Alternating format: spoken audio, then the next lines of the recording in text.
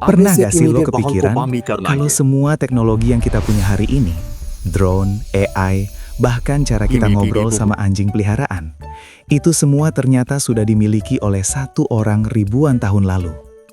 Bayangin, dia bisa ngontrol angin kayak pengendali avatar, bisa ngobrol santai sama semut dan burung, bahkan punya tim konstruksi dari golongan jin.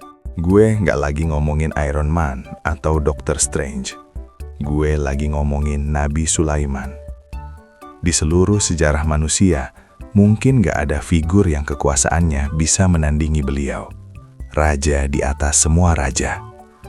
Kuncinya, simbol dari kekuasaan mutlak itu bukan cuma di cincinnya, tapi ada di markas besarnya, Istana Nabi Sulaiman. Sebuah istana yang menurut catatan dibuat dari kaca super bening, pilar-pilar emas murni, dan dihiasi permata yang gak bisa lo temukan di bumi. Istana ini bukan cuma rumah. Istana ini adalah world wonder yang hilang, setara dengan Atlantis. Yang konon katanya gak ada satupun manusia biasa yang bisa bikin tiruannya, bahkan sampai sekarang. Nah, masalahnya barang sekeren ini yang eksis ribuan tahun lalu kok tiba-tiba hilang di telan bumi. Dan yang lebih bikin pusing, setiap lo buka buku sejarah, setiap lo nonton dokumenter, setiap lo ngobrol sama orang beda negara, semua nunjuk lokasi yang beda-beda. Istana Nabi Sulaiman akhirnya ditemukan. Waduh, lokasinya banyak banget. Cuma satu yang asli. Tapi yang mana? Sebelum kita ngejar-ngejar lokasinya, kita harus paham dulu kenapa istana ini jadi hype banget. Kita sering lupa bahwa di masa lalu, arsitektur itu bukan sekadar seni atau tempat tinggal. Itu adalah deklarasi politik. Kalau lo adalah Raja Sulaiman, raja yang dipilih Tuhan dan menguasai seluruh elemen, istana lo harus merefleksikan itu. Harus jadi flexing tertinggi sepanjang masa. Bayangkan kayak gini. Di masa itu, istana lain cuma dari batu bata, lumpur, dan kayu biasa. Tapi Sulaiman punya istana yang lantainya dari kaca transparan. Di bawahnya ada kolam air yang jernih banget. Sampai Ratu Balkis harus mengangkat gaunnya karena mengira itu air sungguhan. Itu bukan cuma kemewahan, itu psikologi perang. Itu bilang ke semua saingan, gue bukan cuma lebih kaya, tapi gue punya teknologi dan kekuatan yang lo gak akan pernah sentuh. Kekuatan jin dan angin ada di tangannya. Nah, tahu nggak sih lu? Istana ini hilang karena 3 alasan utama yang membuat pencariannya jadi kacau. 1. Jangka waktu yang absurd. Kisah ini terjadi sekitar abad ke-10 sebelum Masehi. Itu adalah ribuan tahun yang lalu. Di rentang waktu selama itu, peradaban bisa hancur dan dibangun lagi, beberapa kali. Mencari fondasi asli istana dari periode itu di bawah lapisan sejarah yang tebal itu, kayak mencari jarum di tumpukan jerami seukuran gunung. Bahan konstruksi non-manusia.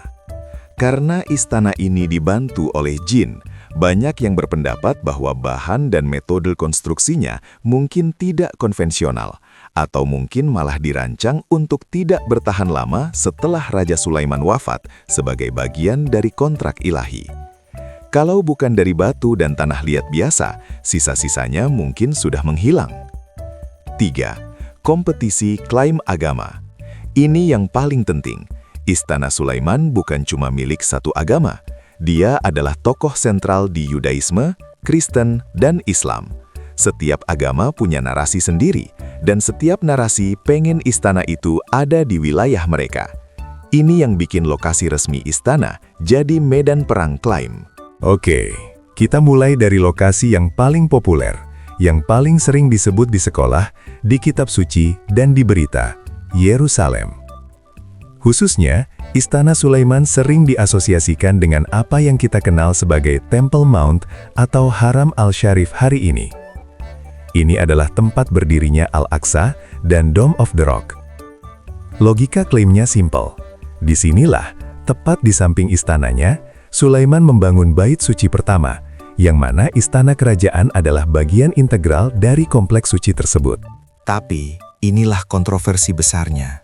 Tahu nggak sih lo harus tahu, area Temple Mount ini adalah salah satu situs yang paling banyak ditumpuk sejarahnya di dunia. Setiap kali ada penakluk baru datang, dari Babilonia, Romawi, Bizantium, hingga kekhalifahan Islam, mereka tidak menghilangkan sejarah, mereka menimpanya. Analogi warung kopinya begini, bayangkan lo punya warung kopi legend yang sudah ada 3.000 tahun. Mencari Istana Sulaiman itu kayak mencari fondasi meja warung kopi pertama di lantai paling bawah. Di bawah 5 lapis keramik dan beton yang usianya ratusan tahun. Sekarang kita cabut dari Yerusalem, terbang jauh ke selatan, ke negara yang sekarang kita kenal sebagai Yaman. Disinilah terletak klaim kedua yang sangat kuat dan sangat logis, Marib, ibu kota kuno Kerajaan Sabah. Lo ingat kisah Ratu Balkis, penguasa Sabah, yang mengunjungi Sulaiman setelah mendengar kehebatannya?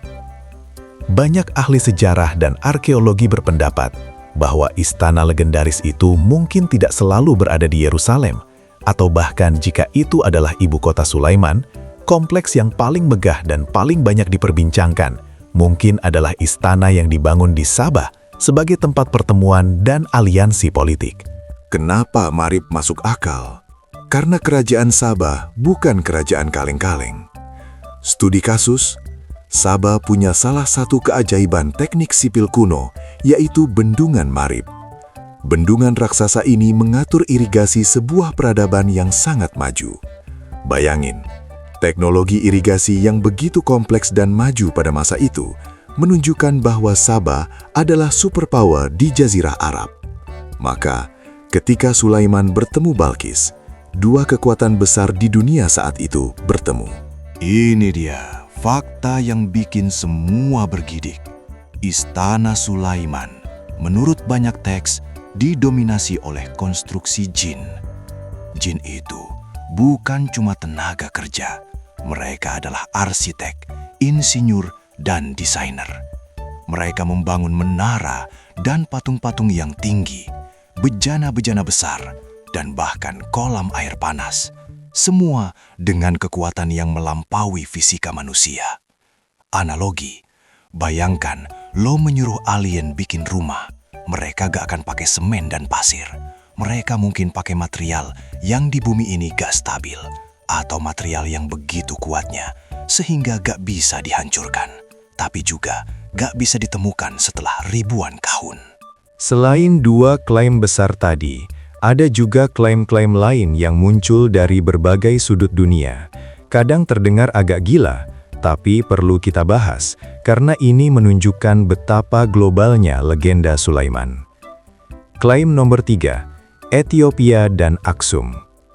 Di Ethiopia, ada narasi kuat yang mengatakan bahwa istana Sulaiman itu, setidaknya secara spiritual, ada di sana. Teori minimalis. Ini adalah pandangan dari segelintir sejarawan modern yang radikal. Mereka berpendapat, mungkin istana Sulaiman itu gak pernah sebesar yang kita bayangkan.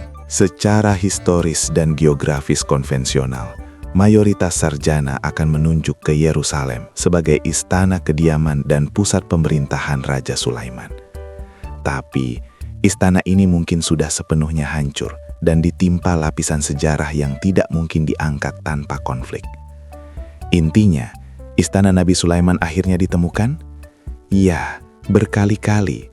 Tapi istana yang ditemukan itu bukan lagi bangunan fisik, itu adalah ide. Di Yerusalem, istana itu adalah ide tentang klaim historis dan kedaulatan. Di Yaman, istana itu adalah ide tentang peradaban dan pertemuan dua dunia. Di buku-buku agama, istana itu adalah ide tentang kekuatan ilahi dan mukjizat. Kita mencari istana yang terbuat dari emas, tapi yang kita temukan adalah perak, tembaga, dan besi yang sudah berkarat. Kita mencari bukti absolut, padahal istana itu sejak awal adalah keajaiban yang melampaui logika dunia kita. Apapun jawaban lo, satu hal yang pasti, istana ini, meskipun hilang, jauh lebih berharga dan kuat sebagai legenda daripada jika dia benar-benar ditemukan sebagai tumpukan batu tua. Legenda ini terus menggerakkan dunia, memaksa kita untuk terus menggali, baik di tanah maupun di buku sejarah. Gimana menurut lo? Tulis di kolom komentar lokasi mana yang paling meyakinkan buat lo. Jangan lupa like dan subscribe kalau lo suka konten yang bikin kepala lo pusing mikirin sejarah yang udah ribuan tahun ini. Sampai ketemu di Tahu Gak Sih Lu berikutnya. Ciao.